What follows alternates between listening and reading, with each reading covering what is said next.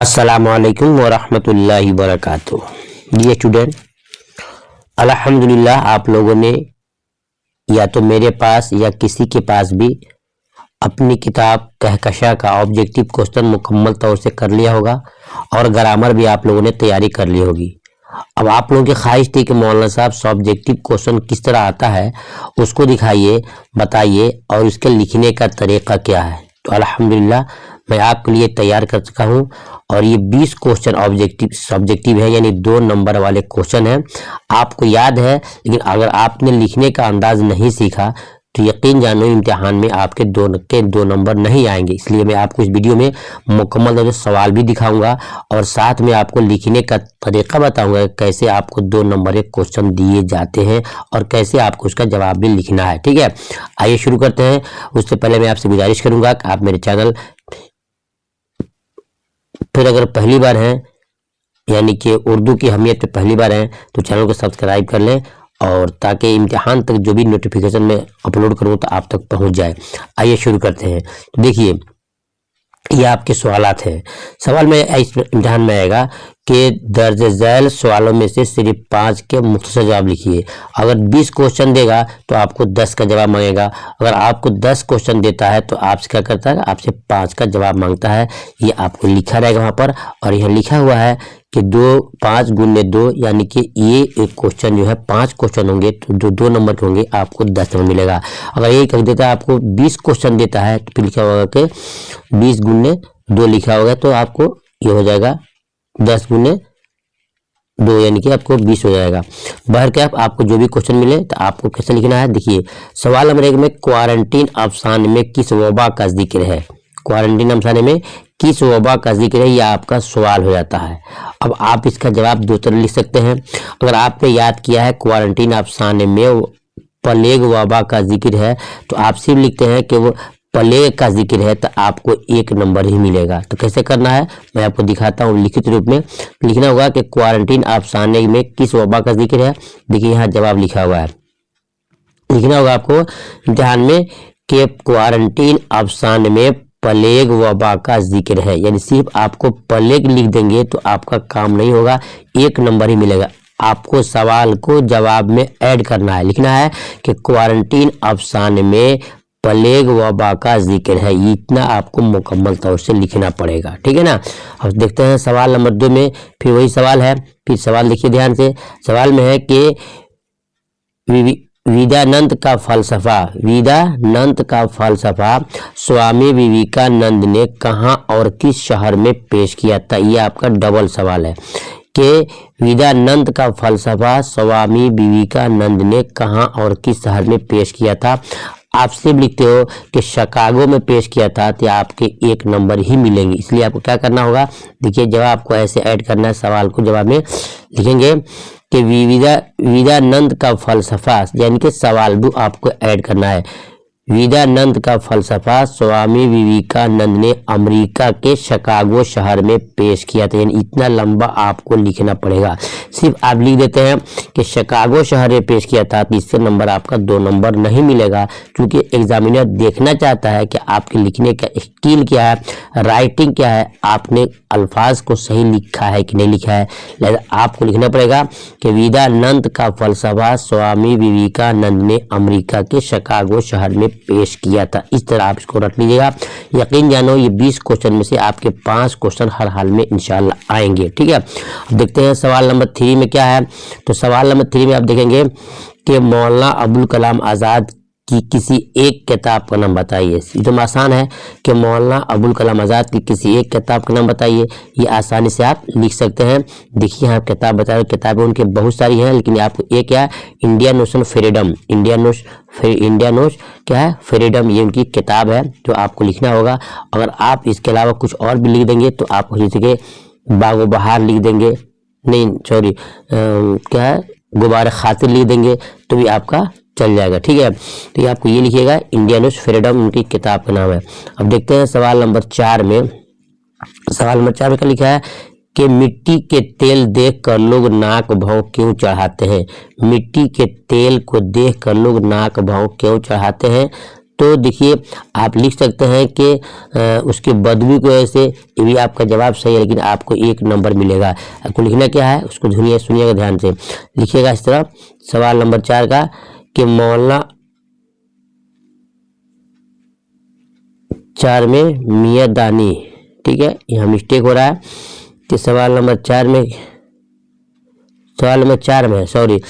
है कि मियादानी शेर पढ़ने में कैसे गलती करते थे। मियादानी शेर पढ़ने में कैसे गलती करते थे, तो आप जवाब देंगे कि मियादानी शेर खानी में यानी कि शेर पढ़ने में एराब की गलती तो नहीं करते, एराब गलती तो नहीं करते, लेकिन शेर को कुछ ऐसा अंदाज, इस अंदाज से पढ़ते थे कि सुनने वाले को लगता था कि मियादानी शेर के बजाय नसर पढ़ रहे हैं। एक होता है नज़म, एक होता है नसर। तो नज़म कहते हैं जो सजा कर लिखा गया हो, और नसर कहते हैं जो कहानी और किस्से के टाइप पर लिखा गया हो, उसको बोलते हैं नसर। तो मियादानी जब भी कोई शेर खानी करते थे, इनके शेर को पढ़ते थे, तो क्या करते थे, वो नसर के अंदाज में पढ़ देते थे। हालत ये थी कि पढ़ने के दौरान सकता तो क्या झटका भी पड़ जाते थे, जिसकी वजह से मौलवी नज़ीर अहमद मियादानी से कुफ्त रहा करते थे, यानी कि परेशान रहते। तो मालूम हुआ कि 1 नंबर के 2 नंबर के जो क्वेश्चन है, तो उसके जवाब में आपको सवाल के साथ आपको सवाल भी ऐड करना होगा, ताकि मुकम्मल तौर से देखने वाले को समझ में आ जाए कि आपने वाकई लिखा है। ये हो गया आपके सवाल नंबर 4 हो गए। देखते हैं सवाल नंबर 5 में क्या है। 5 में है मिट्टी का तेल देख कर लोग क्यों नाक भौं चढ़ाते थे। मिट्टी का तेल देख कर लोग क्यों नाक भौं चढ़ाते थे। तो देखिए ये हो गया आपका सवाल हो गया। तो आप सिर्फ लिख सकते हैं क्या चीज़ कि उनकी बदबू को ऐसे तो भी चल सकता है, लेकिन आपको 1 नंबर मिलेगा। लिखना क्या होगा आपको, मिट्टी के तेल की बदबू के ऐसे, मिट्टी के तेल के ऐसे बदबू के ऐसे लोग नाक भौं चढ़ाते थे। ये आपको इतना लिखना पड़ेगा, मिट्टी के तेल की बदबू के ऐसे लोग नाक भौं चढ़ाते थे। लिखने का स्टाइल भी आपको दिखाना होगा कि हमको लिखने पढ़ने आता है। अब देखते हैं सवाल नंबर 5 में है। सवाल नंबर 5 में क्या है कि बंजारों को किस नाम से जाने जाते हैं। बंजारों को और किस नाम से जाना जाता है। तो आप लिख सकते हैं खाना बदोश के नाम से, लेकिन आपको लिखना क्या पड़ेगा, उसको खुला ओपन आपको लिखना पड़ेगा कि बंजारों को खाना बदोश के नाम से भी जाना जाता है। बंजारों को खाना बदोश के नाम से भी जाना जाता है, ये आपको पूरा लिखना पड़ेगा। ठीक है, अब देखते हैं सवाल नंबर आपको देखते हैं 7 में क्या है कि सवाल नंबर 7 में है कि मीर अनीस के एक हमअसर का नाम बताइए। हमअसर कहते हैं उनके ज़माने के जो दोस्त है, साथी हैं। तो मीर अनीस के एक हमअसर का नाम बताइए। उसका जवाब आपको कैसे लिखना होगा, देखिए यहाँ पर लिखा है। उसका जवाब लिखेंगे मीर अनीस के एक हमअसर मिर्ज़ा सलामत अली दबीर है। मिर्ज़ा सलामत अली दबीर है, यह आपको लिखना पड़ेगा कि मीर अनीस के एक हमअसर मिर्ज़ा सलामत अली दबीर हैं। ठीक है, अब देखिए देखते हैं सवाल नंबर 8 में क्या है। 8 में है कि कलई किस ज़बान का लफ्ज़ है और उसके माना क्या है। कलई किस ज़बान का लफ्ज़ है, उसका माना क्या है। देखिए आपको ऐसे लिखना पड़ेगा, थोड़ा सा खोल करके ऊपर लिखना पड़ेगा। कलई अरबी ज़बान का लफ्ज़ है। कलई अरबी ज़बान का लफ्ज़ है, और कलई अरबी में लिसान और फ़ारसी में रांगे को कहते हैं। कलई एक कान का नाम है, एक कान का नाम है जिससे रांगे की बेहतरीन किस्म निकलती थी, इसलिए इसकी तरफ निस्बत करके अच्छे रांगे को कलई कहते हैं। यह आपको मुकम्मल तौर से इतना लिखना पड़ेगा। अब देखते हैं सवाल नंबर 8 के बाद क्या है। सवाल नंबर 8 के बाद 9 में है इंशाइया शेरी सिन्फ है या नसरी। शेरी सिन्फ है या नसरी, तो आप लिख सकते हैं नसरी सिन्फ है। क्या है, ठीक है, नसरी सिन्फ है, लेकिन आपको सिर्फ इतना से काम नहीं चलेगा, बल्कि लिखना होगा कि इंशाइया शेरी सिन्फ है नसरी, बल्कि इंशाइया नसरी सिन्फ है। इंशाइया नसरी सिन्फ है, सवाल को ऐड करना है आपके जवाब में, ताकि थोड़ा लंबाई भी हो जाए और आपके लिखने के स्किल भी एग्जामिनर को नज़र आ जाए। अब देखते हैं सवाल में है 10 में है कि प्रॉमिस अफसाने के 2 किरदारों के नाम बताइए। पूछ रहा है कि प्रॉमिस अफसाना जो है जिलानी बानो का, उसमें 2 किसी ऐसे का नाम बताइए जो इसमें जिक्र किया गया हो। बोलेंगे अम्मू है और क्या है, अम्मू और ख्वाजा भी, अम्मू और ख्वाजा भी आप उसमें डाल देंगे तो आपका कम हो जाएगा। ठीक है, अब देखते हैं, ये आपके 10 सवाल हो गए। अब देखते हैं एक और सवाल देखते हैं कि यहाँ पे है कि सवाल नंबर 1 में है कि मौलाना आज़ाद किस मुल्क में पैदा हुए। मौलाना आज़ाद किस मुल्क में पैदा हुए। यकीन रखो ये 20 क्वेश्चन में से आपके 5 से 7 क्वेश्चन पक्का इम्तिहान में आएंगे। मौलाना आज़ाद किस मुल्क में पैदा हुए। आप लिख सकते हैं एक लफ्ज़ में कि मक्का में पैदा हुए, अब लिख सकते हैं अरब में पैदा हुए, लेकिन नहीं, आपको लिखना है कि मौलाना आज़ाद साहब की पैदाइश मक्का शहर में हुई। मौलाना आज़ाद की पैदाइश अरब मुल्क में हुई, यानी कि सवाल के साथ आपको जवाब में ऐड करना है। ठीक है, सवाल नंबर 2 में है अनीस का ताल्लुक किस दबिस्तान से है।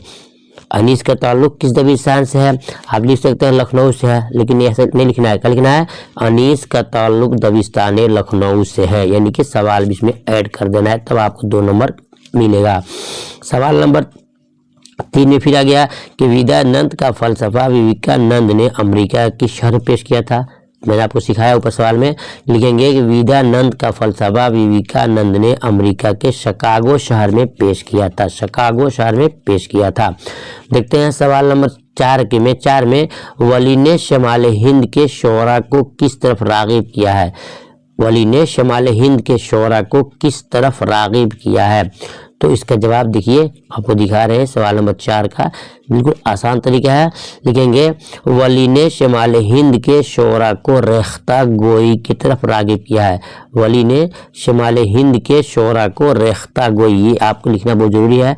रेख्ता गोई की तरफ इंपॉर्टेंट क्वेश्चन है, बल्कि इस समझिए कि बहुत ही बीबीआई क्वेश्चन है कि वली ने शमाल हिंद के शोरा को रेख्ता गोई की तरफ रागिब किया है। अब देखते हैं सवाल नंबर 5 में है कि नज़म हम नहीं जानते किस हायत में लिखी गई है। नज़म हम नहीं जानते किस हायत में लिखी गई है। आप लिख सकते हैं आज़ाद में, लिख सकते हैं पाबंद में, लेकिन आपको सवाल क्या करना है, सवाल के साथ जवाब को भी ऐड करना है। लिखेंगे क्वेश्चन नंबर 5 में लिखेंगे कि नज़म हम नहीं जानते एक आज़ाद नज़म है। नज़म हम नहीं जानते क्या है, एक आज़ाद नज़म है। ये एक लाइन में मुकम्मल आपको लिखना पड़ेगा। ठीक है, अब देखते हैं सवाल नंबर 6 में देखते हैं सवाल क्या है। सवाल नंबर 6 में है इब्राहिम सक्का की मौत कहाँ हुई। लिख सकते हैं जवाब में कि अपने महबूबा के कब्र पर, लेकिन नहीं, आपको जवाब लंबा करना है तो आपको ऐड करना होगा। इसको सीख लीजिए, आप स्क्रीनशॉट ले सकते हैं, मैं आपको मुकम्मल PDF भी दे दूंगा अगर आप चाहेंगे तो। लिखेंगे इब्राहिम सक्का की मौत कब्रिस्तान में उसकी महबूबा के कब्र पर हुई। इब्राहिम सक्का की मौत कब्रिस्तान में उसके महबूबा के कब्र पर, ही आपको मुकम्मल एक लाइन आपको लिखना पड़ेगा, जब जाके आपको 2 नंबर मिलेंगे। देखते हैं सवाल नंबर 7 में क्या है। सवाल नंबर 7 में है अफसाना प्रॉमिस में ख्वाजा बी कौन थी।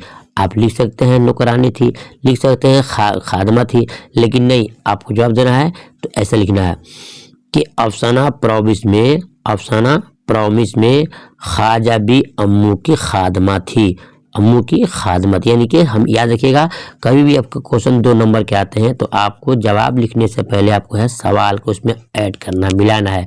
अफसाना प्रॉमिस में ख्वाजा बी अम्मू की खादमा थी। अब देखते हैं सवाल नंबर 8 में क्या है।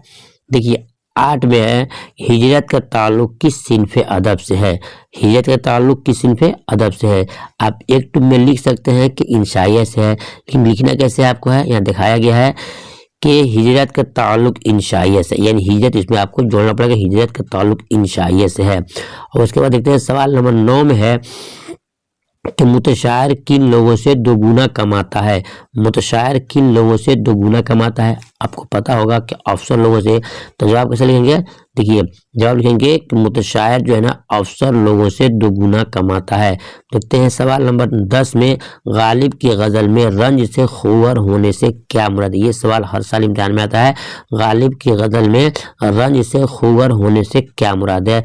याद रखिए, उसके जवाब लिखेंगे कि गालिब की गज़ल में रंज से खुवर होने से रंज का आदी होना मुराद है, यानी कि इतने ज़्यादा वो गम सह ले थे कि मतलब कि वो गम के आदी हो गए थे, गम के सहने की उनकी आदत पड़ गई थी। ये आपके क्वेश्चन है, 10 वहाँ दिए, 10 यहाँ 20 हो गए। अगर आपने इस वीडियो को 1 से 2 बार सुन लिया और स्क्रीनशॉट ले लिया या उसको PDF से याद कर लिया, इंशाअल्लाह इस 20 क्वेश्चन में से आपके 5 क्वेश्चन इम्तिहान में पक्का आएंगे। इसके बाद फिर मैं आता हूँ आपके पास लेकर के 20 क्वेश्चन और लेकर के, और उसके बाद में आपको ऑब्जेक्टिव क्वेश्चन जो लेके आने जा रहा हूँ, ये चार वीडियो में आपको दूंगा ऑब्जेक्टिव क्वेश्चन। पिछले 5 साल जो क्वेश्चन इम्तिहान में आए बिहार बोर्ड के, उसमें से चुन करके हमने PDF अलग से बनाया है। इंशाल्लाह उस क्वेश्चन से काफ़ी आपको फायदा होगा। तब तक इंतजार कीजिएगा, मिलता हूँ दूसरी वीडियो में। अल्लाह हाफिज़।